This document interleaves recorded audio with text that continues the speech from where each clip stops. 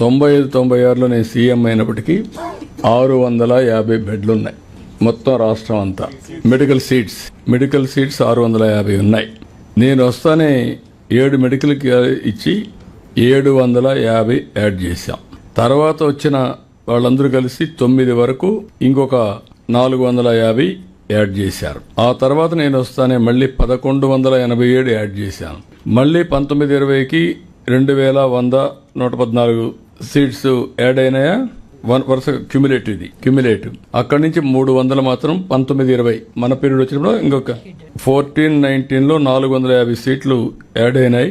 95-2004 780 సీట్లు యాడ్ అయినాయి. అంతవరకు 650 ఉన్నాయి.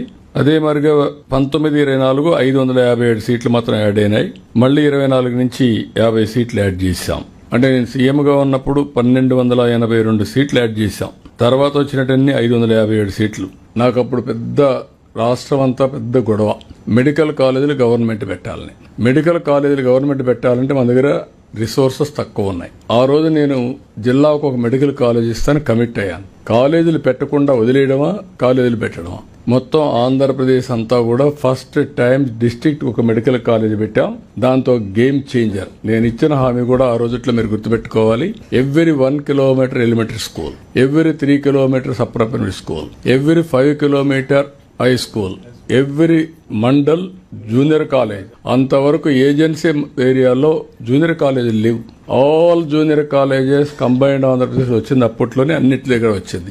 Every revenue division engineering college, every district medical college. అక్కడి నుంచి స్టార్ట్ అయ్యాం. ఇప్పుడు వీళ్ళు చెప్పేది ఏం మాట్లాడుతున్నారంటే 10 మెడికల్ కాలేజీలు ఇచ్చామని. 10 మెడికల్ కాలేజీలు ఇస్తే 4,955 కోట్లు ఖర్చు అవుతుంది. వీళ్ళు ఖర్చు పెట్టింది 31/3/2024కి 456 కోట్లు. ఇంకా కావాల్సింది 4,500 కోట్లు కావాలి.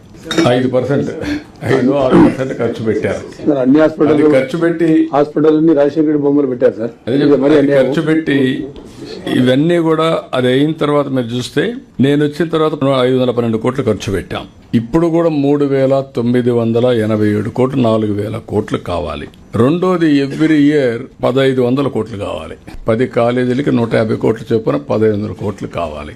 1,500 కోట్లు ఎవ్రీ ఇయర్ ప్లస్ ఇప్పుడు 5,000 కోట్లు అంటే 2,000 కోట్ల రూపాయలు, ఒక 4,000 కోట్లు ఖర్చు పెట్టాలి. ఇవన్నీ ఖర్చు పెట్టిన తర్వాత వాట్ ఈస్ ది బెనిఫిట్ అని మీరు చూస్తే governor quota 50%, management quota 30%, 15% NRI quota. అది సెల్ఫ్ ఫైనాన్సింగ్ స్కీమ్.